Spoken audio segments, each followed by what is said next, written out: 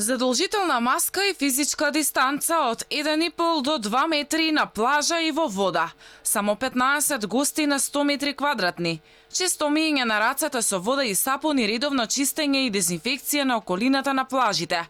Се дел од новите протоколи кои ги усвои владата за работата на базените и плажите. Ридари ќе го регулираат присуството на лица бидејќи истото се ограничува. Граѓаните пред влезот во базен задолжително ќе мора да се тушираат и дезинфицираат.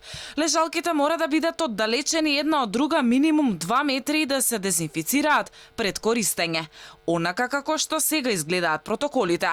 Тешко дека со нивно стрикно почитување ќе може да се обезбеди рентабилно работење, се жалат угостителите.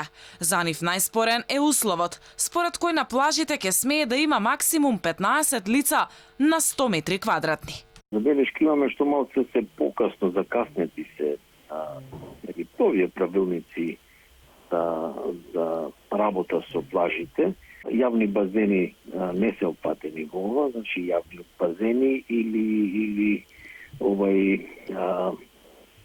водени паркови, да ги кажам, тие не се опатени со оваа одлука, би требало да се донесе и за тоа некаква одлука. Значи да постојат во Македонија неколку водени паркови и да се изнајде некаков начин како тие може да функционираат во ова време. Според новите протоколи, сега во кафули и ресторан ќе може да седнат повеќе од двајца кои не се во роднинска врска.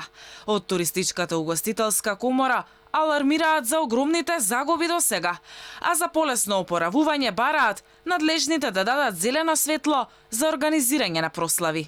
Секој олеснување помага на некој начин за подобро да се работи. Така да очекуваме нели она што го адресиравме веќе во последниот период, во наредниот период да имаме веќе одржување на прослави за да може значајно да се придонесе во работата на угостителските објекти.